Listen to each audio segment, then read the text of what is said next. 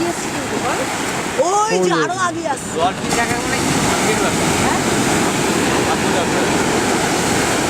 দেখাচ্ছে আমাকে আজকে তো ঢোকাতে একটা লোক নাকি এটা এই যে উঠেছে ডাকছে দেখো না তোলো না এই যে উঠেছে তোলো ক্যামেরা নিয়ে তোলো না। তুমি না আমি পারবো